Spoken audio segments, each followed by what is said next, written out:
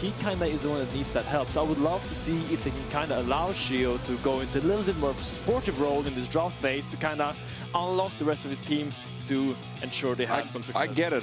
The carry who maybe shouldn't be on carry so they can help his team carry. Exactly. Right? And unpack that one as we finally get into pick and ban. Thank you for waiting with us. And again, Team Heretics, rough season, so that's how they start on the red side. Let's rather see how they start on this side for their first game. Now, Azir's banned away. The Tree of EU is also gone, while Rakan, a priority ban by BDS. But Finn, what are you seeing that's up here on blue side as first pick so far?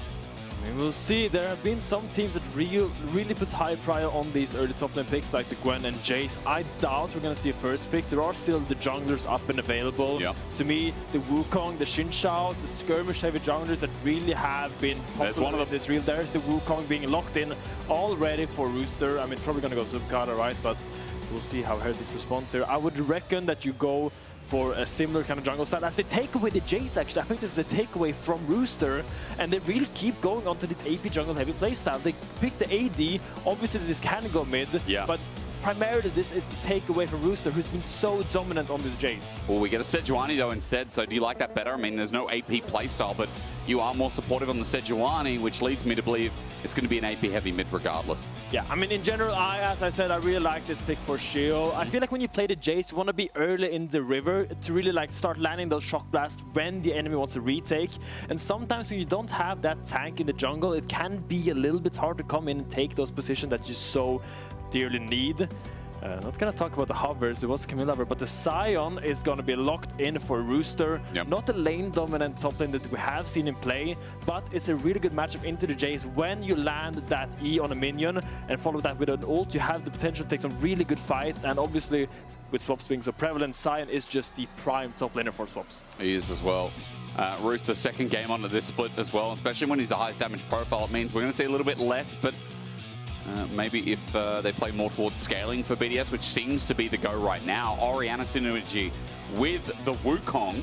So mid-jungle pairing is quite nice here. Yeah, my eye is on right now on the Sion. I feel like a Sion is super good for Kamiloo. The Sion, Sejuani, Jayce topside I think will make a lot of sense. If you are fine taking that Jayce into the Sion. If you're not, maybe you have to adapt a little bit. Maybe you put the Jayce mid and pick something against a Sion. But in general, I would expect a mid lane pick here and drop that bot lane together, as I think that just rounds out the draft a lot better for Heretics. Oh, the Gwen, it is going to be a Jayce mid. Looked at in the end. And the Gwen is very clever because Gwen together with Sejuani works so well. And usually you see Gwen, like last series we saw the Gwen against the Jax. That is a really tough matchup, and it kind of struggles to find agency in that lane. But against the Sion, she will have constant push. And I feel like we're going to see a Sion that's going to try to swap away from this Gwen at every point he can to kind of shut down that and not really get outscaled in the same manner that she usually gets. At least for Team Heretics, though, like you can see the synergy. You see how these three go together, right? I mean, it's very baseline with melee for Sejuani, but I don't think we get this kind of baseline in many drafts these days. But as we carry forward, now it's about how facilitating comes from the bottom lane. That Jinx ban against Ice makes a lot of sense. His hyper carries are great. Let's see if the Aphelios follows through. We've already got rid of the Yunara. The Varus is gone as well. Finn, we're going down to the Xayahs, the Kai'Sas once again.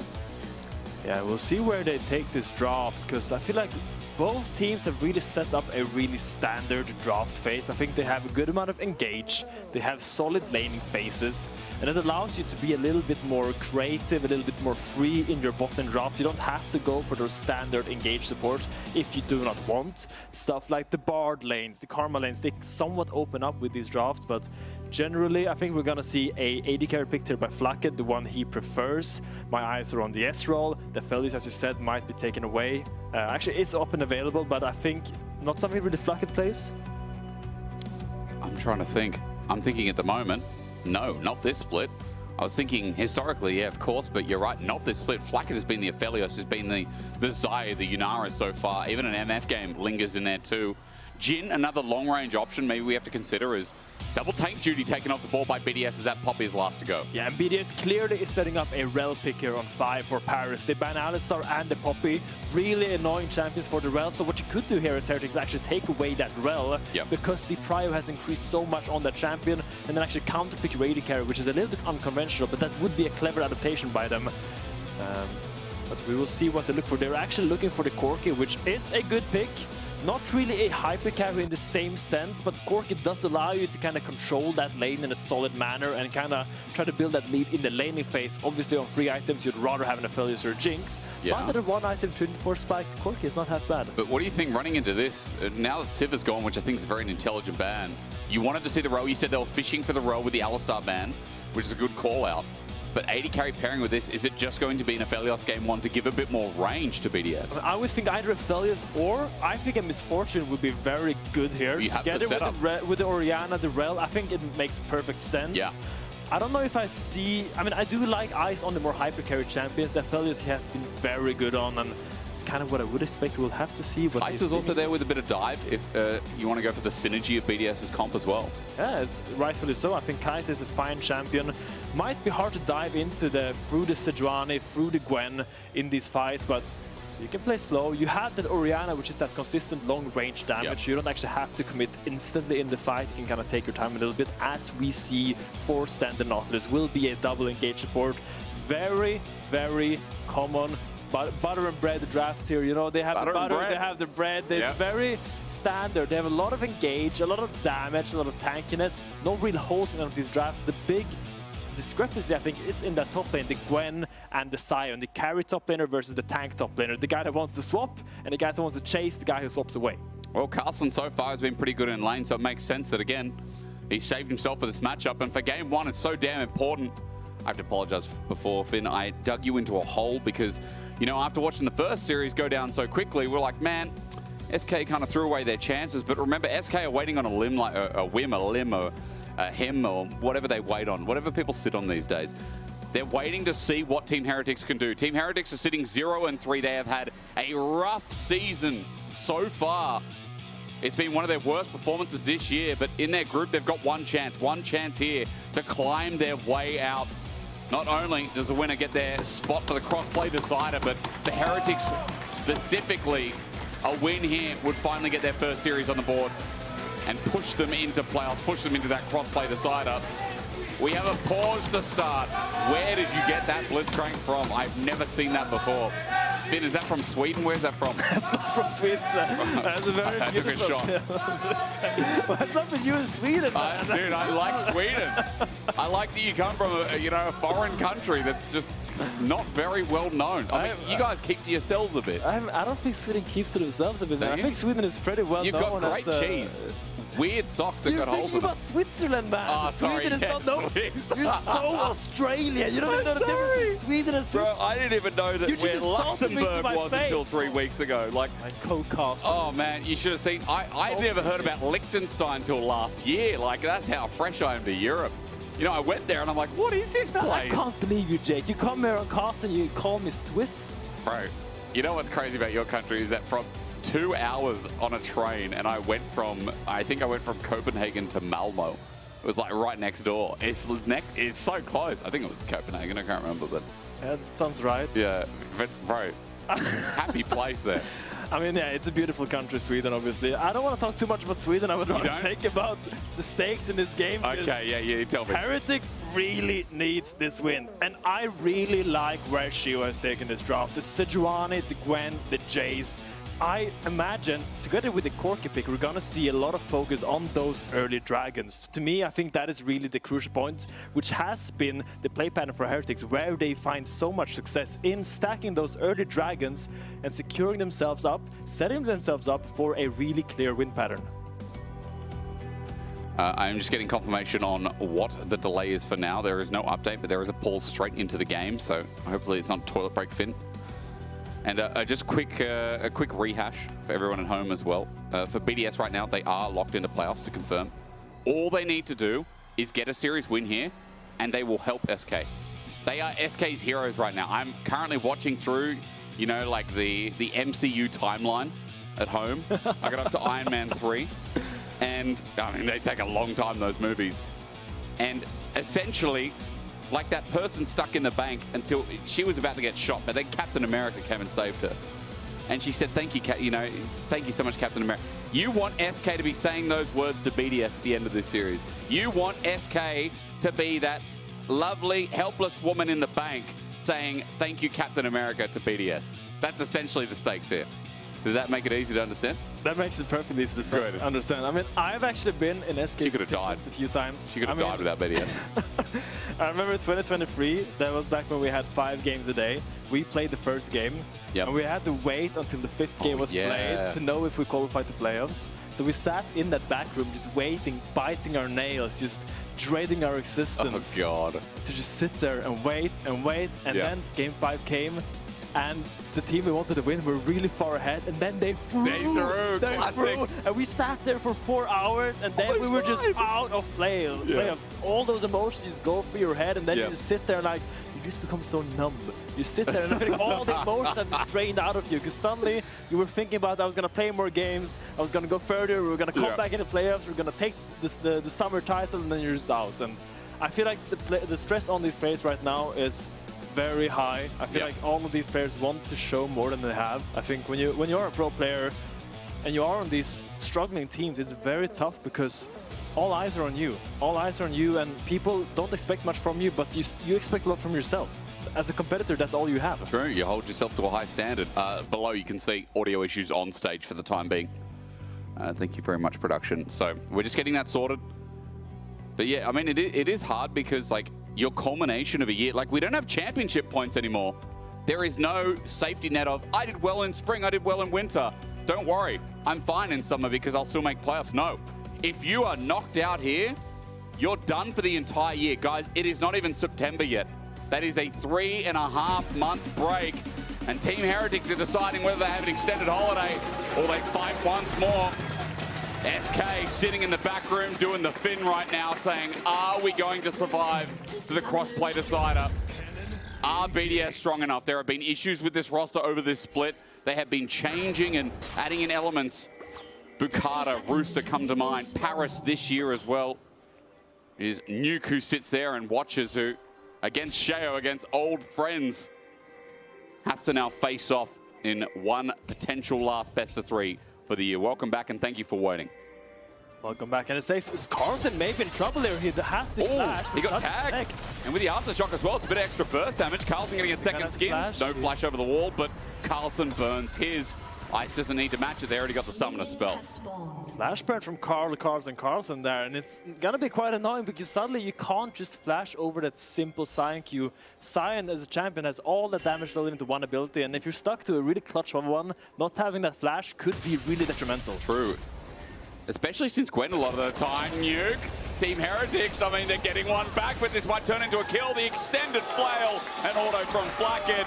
You know what, Finn? I'll take that. That's a kill. Dirty cheesers. She was sneaking in on the chicken nuggets here to take them. They did not expect anything, which is very surprising. Usually, when you late invade top lane or you invade top side like that, you need to defend your bot side. Yeah. That is a danger zone and really sloppy by Nuke to get caught like that, because that is the obvious position that Heretics, I mean, sorry, BDS should, no. And I feel like Heretics should be in. you're not wrong. I was listening. You also think about what the Kai'Sa laning phase is, and a lot of the time, like, Kai'Sa takes a while to get ramping. Bot side, Corki's such a good lane bully now. Nautilus base damage is so strong. I feel like for Team Heretics, this is perfect when Flakked has received a bit of criticism over the past couple of weeks, getting caught out. And this time around, starting with a bit of a lead in the early game might just be what the doctored order for Team Heretics to get themselves an advantage. Pepper or Dre? Which doctor? Oh. I don't know. I don't like Dr. Pepper. I don't know what flavor Dr. Pepper is. That thing's like a cherry mix. I don't know what that is. Like, Americans can tell me what that is, because that's crucially, like Flakked hasn't burned his gold yet. Like, even though he got that early kill, he's not going to be able to spend all that gold, get those items before he bases.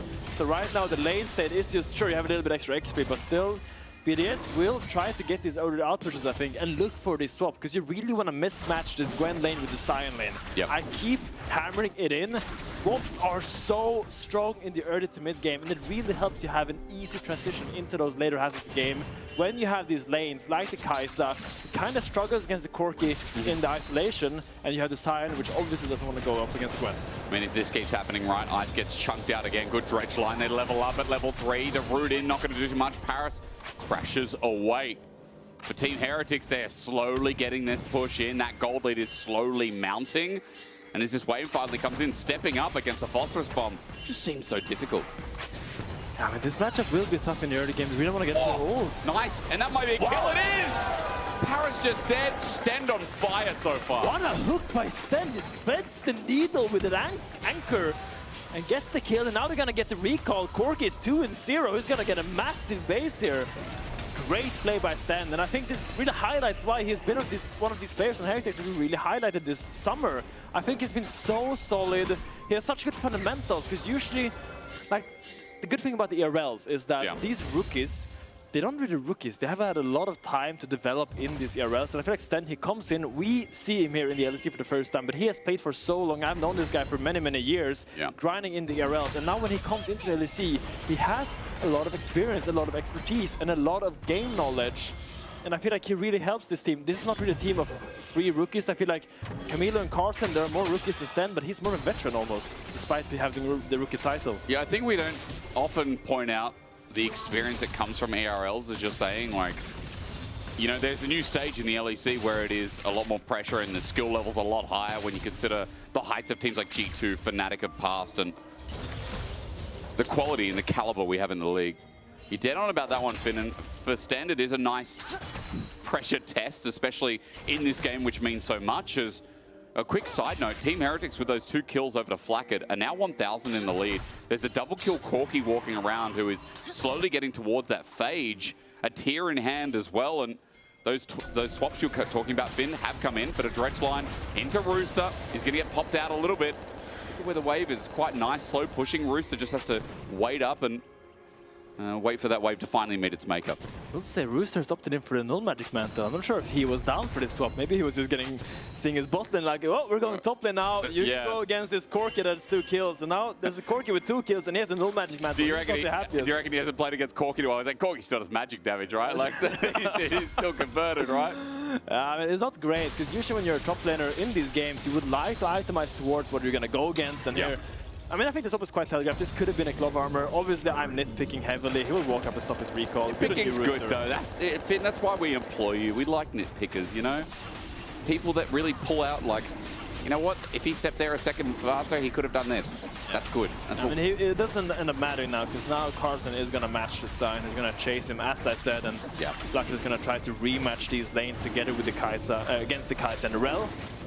Early Dragon for Sheo, as we highlighted, that is the game plan. You pick a pushing bot lane, you give Sheo the Drakes, you enter through the mid game, and release the loads from the stakes. Oh! Shockwave from Kamiloo, he gets out. Shockwave rather from Nuke, it is Kamiloo's flash now burnt, but a good reaction rather. BDS using the last of their mana to get something from mid.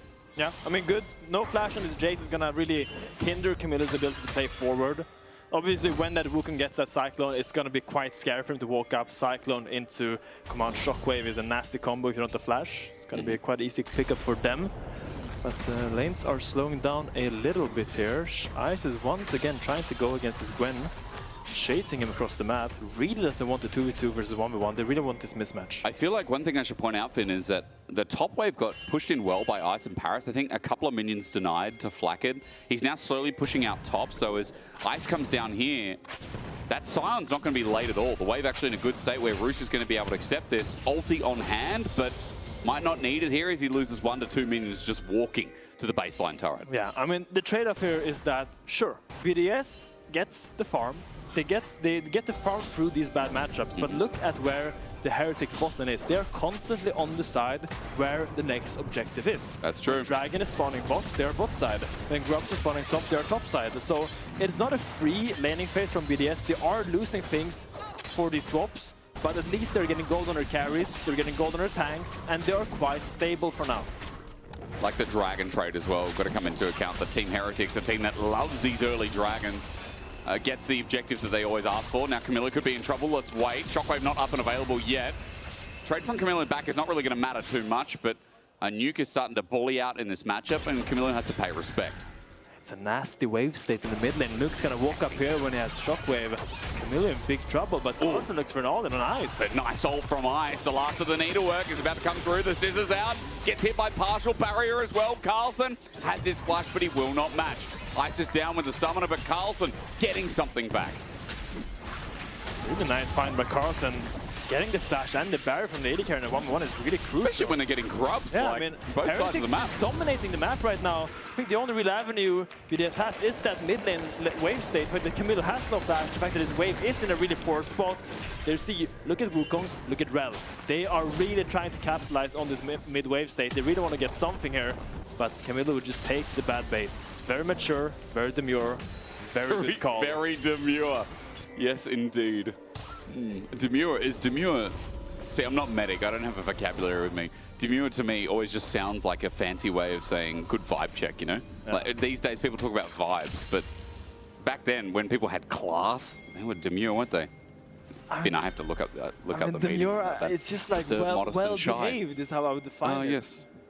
Well behaved. There was a well-behaved recall from Kamiloo. He realized that the only place BDS could attack was him because he had a flash, and despite that wave being frozen, that was the only play he could do. It's not good to walk up and die to the gang. That's not going to win you the game. No, it's not good. You are right about that. Hey, quick side note, plate taking by Flakked as we just went off screen. That guy is loaded up. The 650 now is the lead.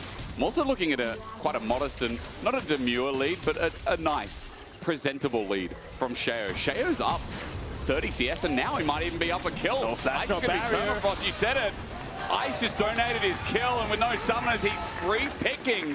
Third kill to Team Heretics in this early game is becoming a bit of a stomp. And this is the price you pay for having a Rell around mid constantly. Rell is trying to find this pick on Kamiloo because he has no flash, but that leaves Ice exposed. Ice has no one to hold his hand to push out these waves, and sure, Parus is around mid, but Kamiloo is respecting. They're not really getting anything around these mid plays. Rooster's just ultied in. Flakked just Valkyrie's back. 2 turret shots and Rooster's low. Flakked has his summoners available, but because Boukada's there, he will be safe. Rooster, that's what you call pushing it to the limit on a Sion, I guess. He was looking for something there. I'm not sure what it was. He was looking for something. So now Rooster and Boukada is going to base. Flakked is going to push out this bot wave. And probably Rooster's going to have to TP down there, or they're going to lose yet another plate for Flakked. Flakked is just investing his lead very wisely. He has those good funds going, you know. Really growing his ROI with his early game kills. Really pushing the lead, which is what you have to do. Like, if you're 600 gold at 6 minutes ahead, I want to see that grow at the 10, 11, 12 minutes marks. We see so many people, they get an early lead, and then that just stagnates. And they don't invest it. Yeah. You gotta, you know, you talk about ROI, like we need to see that compound interest come into effect. Exactly, Jake, exactly. You want your money to make money. Yeah. You gotta get kills to make kills. Bro, I just don't see, people don't see it that way, you know, but Flakked this game, this guy he's investing for the next 5-10 years, I think. 111 CS, by the way. Good pension going here. Oh, man. Gotta get the Trinity Force going. And I think he knew about technology before anyone else. He's like the guy in the .com bubble that made out the money. Are going for a 1v2? He is indeed. Magnet Storm down, but can they still deal with him? That snip didn't connect. The last one there to work now out, and Parus helped save the play. If Carlsen got the snip down, I fear what BDS's state would be in now. You see, it's so difficult for BDS. Even in their bot lane 2v1, they're not really getting much done. They're just trying to get these plates on the tower, but doesn't really go anywhere. Hello, Boukada. It's the barrier forced out by Ice. Boukada getting hooked there into the wall. Hook line and sinker. He's gonna W over the wall and get out, but his lead by Sheo also increasing. 30 C's up in the jungle. How do you... Sejuani versus Wukong. I don't think I've ever seen a Sejuani almost up 40 CS. I mean, okay, 32. Let's give it what it is. With a heart steal, it won't have any stacks for now. But Sheo's a monster, and this is why we talk this guy up, because I think all year long it's fair to say that he's been giving the momentum to Team Heretics, and even as a 0-3 team, he's on something that can carry, but he doesn't need to carry. He's on a Sejuani. It is a much nicer look, and it seems to be giving stability to Team Heretics in this first game. Yeah, man, I'm just looking at Ice. He just can't catch a break. He walks up to get one creep. Insta-Valkyrie on his skull. 3 people there. Poor guy, and as you say, this fatty pork belly on Sheo's little bristle, it's really dangerous. It's really growing very well, and it's gonna turn into really, like, I just don't see right now in BDS who can kill this Sejuani. Like, unless... Hang on, here we go. Pork belly's out, and Nuke has to flash away. Didn't want all those calories, and now his flashes down, but Sheo just sends it out with a quick Q. He's on a cut right now. Kamiloo fighting back. Kamiloo, he's going to be okay for now, right? Distance out, he's close, but no cigar. He didn't have flash anyway. He will be able to teleport back in, but Nuke still does damage. Went the damage build, mind you, as well. The Orianna chat build, so Nuke will not be shy of some early game responses. Rocket. Save me. Flakked is strong. It's just, I mean, BDS needs to find more right now because I feel like the game is slowly slipping away from them. 2 dragons now for Sheo. This is his comfort state. Picks up the Ignite with the spellbook. I wonder what he's gonna burn with that. But yeah, I feel like Stend tries to find just again. Okie dokie. Okie dokie. Once again, just Stend lands a raw hook on Parus and just transitions that into a kill. It's just insane. Like, Parus probably wasn't expecting it because he had flash and heal. But Stend after the hook autos, and Bob's your uncle. I don't know what you call him in Swedish, but he's dead again. Bob is definitely my uncle. Yeah, he is. Okay, I knew it. I knew that was a Swedish name. No, that's not a Swedish name. I've never heard of it in my life. The most Swedish name ever. Followed by Philip. Yeah. Okay, Carlsen trying to find a little bit of a trade here, but I think when you get this item on the Sion, I think it's got Hollow Radiance. Wave clearing is just so simple. 1 Q is gonna clear the entire wave because it just kind of explode. Like you kill 1 minion, that one explodes, and it becomes a chain reaction to Glory's wave clear item, and it's very, very satisfying to play. But meanwhile, this coverage, you wondered about the Ignite. Sheo's going to use it on Parus, just to let him know he means it. Power move. It is. It's the Chad move, and Kamiloo's getting top turret, so Sheo was just covering. It's all in time for the Herald as well. Flowers galore for Kamiloo as he picks up 3, and they've got top prior, so Sheo, along with the rest of Team Heretics, are going to be here first. I will say BDS has all now 1 item, and I think right now this is probably the best time for them to find a fight. They all have their component. Parus is low, Shockwave's getting it 1 man onto Kamiloo. It's a good engage, but look at Flakked. Autoing galore, he Valkyries in, he fears no man. Flakked for the double. The return of Flakked D cannot be understated in this first game. BDS saw, I mean, I think this was BDS's best avenue to find a fight. They all have the 1 item, but you killed the Jayce. The Jayce is the threat. Ice is walking into Flakked. I would not do that. Nuke walked into Stend. I wouldn't do that either. Valkyrie up versus 3. BDS want a second fight. They think, hey, we can pull and stop the Herald. They've delayed it for now, which is nice, but at the cost of more gold over. A 6-0 Corki. That's an issue. That's an issue. I mean, there's an issue here, and I think in general, great play by Heretics. I love how patient they've been this game. They are just playing on the side of the objective. Herald is spawning in 1 minute 30. We're gonna go to the enemy jungle, get all the wards down. We're gonna ignite the enemy support for a mental advantage, and we're gonna put all the little vision wards down, and then we're gonna stay there until the Herald spawns. We're gonna take it. It does mean, however, though, BDS, with that sacrifice, we're able to stop the Herald. They're going to start it now, but Carlsen's here on the wing. Sheo is bot side. 3 members are going to cross. This Herald is not going down that fast, and with Carlsen showing, he's going to bait out Parus with the engage. He warps back, he jumps back, he's invulnerable for now, but even in the ring, I don't think there's enough damage here. The needlework through, and Parus is once again low. Teleport out as the needlework palms Parus once more. At 4.5k, the patience wearing thin, now sectioned out, running back in. BDS, though, have used Rooster to come on in. They might find themselves a Herald, they just might. BDS with their first real win in this game. They do get the long con of a play, but Team Heretics trying to fight after the fact. Sion TPs in and secures the Herald for the team, and Sheo is like, I could flip this Herald fight, but there is a great dragon spawning in that bot, and it's like, you can have the Herald, you can have it, I don't care about it. I'm gonna take the dragon, I'm gonna go down there and secure the soul point for my team, and they're happy taking that trade. Good play by BDS. I think that's the only thing you can do right now, giving up that 3rd dragon and really putting all your eggs in the basket that is that 4th dragon fight. Man, it's just Team Heretics bread and butter. You know, I know you like talking about toast earlier on, but this to me is like with Vegemite, cheese, avocado, that combination. Oh, if you haven't tried that, that's so good. Swedish cheese or what? Yeah, actually, hey, let's cross cultures. I mean, Australian cheese is just cheddar because we make, you know, we've got a lot of milkers, we've got a lot of cows, you know? So Australian milk is goated. I gotta say, like, bro, our cow population is goated as well. Sorry, I'll be honest. I had dinner, but I'm now ready for dessert, you know? I'm ready for the next play. I'm not talking about League, I'm actually hungry. I hate to break it to you, I don't think there's going to be much happening right now. As Heretics, you are dictating the game, and Heretics has the luxury of slowing this game down. Yep. So what do you want to do with BDS? You want to speed it up. You want to look for avenues. I think especially the side lanes is the best ways for BDS to find pace, because if you just let these 4 minutes pass and let Heretics set up this dragon, you're going to be in a world of pain. You're going to have to walk through a Sejuani, a Nautilus, 7 rockets and some shock blasts, and a scissor lady that's going to snip you down the moment you engage into that river area. So I really want to see BDS try to make things happen on the side lane, and look what they're doing. Look at the Rell, look at the Wukong Carlsen. You are not alone this here. This is ambitious. His burst is now out. Boukada saves the day though. Cyclone comes in, but Carlsen in the 1v2. So close. His flash won't come up because he was in the air. Boukada really saved the chops off a nuke. And Heretics wants to slow the game down, and BDS wants to speed it up, and they do just that. Great pick onto Carlsen in the side, and that is exactly what you have to do. Really good adaptation, and this might give them a little avenue to actually contest the bot side. Put your Orianna on that bot lane side lane and try to get the tower and try to get a hiff, a huff, a piff, a puff of control in the bot side river. And I would love a waft of what's coming up next. 30 seconds till the Atacant. You know, Finn, I've never said this to you before, but I think you fit my level of strange so well. I think for us being on the cast together, whoever put us on today is regretting it deeply. No, they're not regretting it. They're just thinking, hang on a minute. Hang on a minute.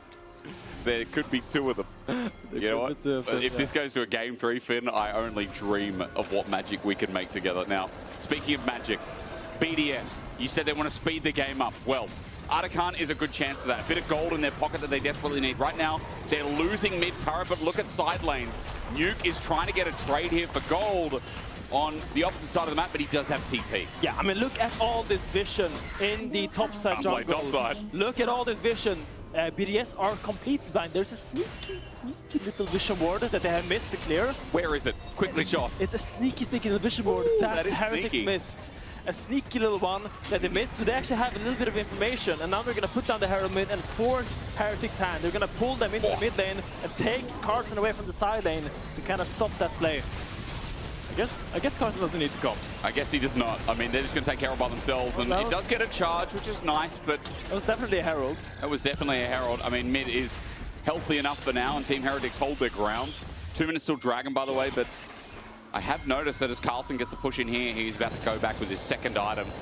He is very, very strong in this game despite not being up in gold. I don't know how he does this, but the Sion is 30 CS up on his Gwen. Yeah, I don't know how what he does that. What has he been up to? What is he, like, agricultural mastermind? Like, what is happening in the side lanes? Maybe it's when Carlsen died because he got 1v2'd and then he tried to solo, he got close to soloing, but I don't understand. Good discipline by Rooster being a little bit of ahead. At least he is tanky, and he needs that because there's so much damage loaded onto the Heretics comp that he is going to have to walk up and tank a lot of that burst. Yep. A lot of those shock blasts, a lot of those rockets. Oi. Just a quick side note as well as we get into this is why Rooster's so good. Consistently happens here. An engage from Boukada on the horizon. Doesn't matter what the matchup, but Rooster's always someone to rely in here as almost 2 items, but he might not have it for the fighters. Team Heretics are choking vision on this side. Another good dredge line. Flash, backhanded depth charge. Stend did a bit of Neo Matrix, but it wasn't entirely good. Wow, okay, this is very confusing because we used our Glacial Prison and our Depth Charge right before the Soul Point is coming up, so I think this is a really good idea for BDS. Will it matter? He gets the Dredge Line again. Will it matter? Because look at the Phosphorus Box, like a new target though. He's targeted by Boukada, but no one else is firing on the Corki. There finally ulti him from Ice, who takes him down with Rooster jumping in as well. It looks good from BDS, but Carlsen's filling the gap. Ice dodges the rest of the needlework, and now the convergence happens. Ice gets out the back of the pit, abandoning Rooster, abandoning ship. Team Heretics are using their wallets to slap BDS across the face. Oh no! BDS is stuck in the pit, they can't get out! Ice flashes out, but it doesn't end up mattering in the end. I feel like BDS had to go for that play. There was no ult on the Sejuani, there was no ult on the Nautilus, and they saw them recalling. They went for it, they saw the angle, and I think this was a good attempt. But that hook connector onto Nuke was what made this play good for Heretics. I feel like the fact that Nuke had to get chunked really early, now he has the Sonya's while Carlsen's top of him, and he can't get that damage out, and now they are just stuck like shooting fish in a barrel in a Baron pit. Listen to that war. All I hear is a Gatling gun. That's what that fight really was. We're going to have another one soon. Kamiloo's damage, immense. One with Dragon. Soul Point is up and available for Heretics. BDS really wants to take a little bit of control here. They really want to try to get in and not let them get the full setup, because when Heretics get that setup, I don't see BDS facing them at all. I agree with that. I mean, it means Flakked gets to play at range. Kamiloo gets to do more of that. And Sheo gets to pick his target. Rooster ready to jump in with the ball on his head. He's got a ulti available. Flakked gets pushed mid. Yeah, eyes on Carlsen. Okay, Carlsen is pushing out this bot wave and is going to look for a flank in this angle. I feel like here, we really want to see... Oh, he's actually not going to go for the flank. He's going to go for the bot lane tier 2. He doesn't care about this dragon. I mean, Heretics is going to hold this point, hold them, and Carlsen is pushing. And BDS know. BDS know. They're like, hang on a minute. Like, if he's getting this turret, we can force the fight. We can finally get position. They're going to start dragging here, Finn. But how quickly does it go down? And but now Team Heretics change it. Oh, Kamiloo! That damage hurts. Just a tickle on the back for Ice. Straight line doesn't connect again, but Parus misses the engage. Shockwave is only a one-man. Ice dives in, but that's the pick on the mid laner. Meanwhile, the separate while Flakked gets to play it back. I'm looking at Carlsen, Finn, but I'm looking at Flakked as well. Nobody could touch him as Boukada's back in. Stretch line to the south. It misses, but Team Heretics have got themselves dragging again. I mean, BDS felt like they had to go in there. They saw Carlsen coming on the flank. They had to go forward. They had to go the other direction, but they only get Kamiloo. Once again, Kamiloo dying like a martyr to enable his team to carry the fight. Flakked and Carlsen's where the damage is at, and not really enough, but BDS was just in such a terrible position by the really good wave play by Carlsen and Heretics. Do you feel like it's a problem? They're using everything on one man consistently in these fights. They're only getting one shockwave. As you said, it's usually Kamiloo who's the martyr here.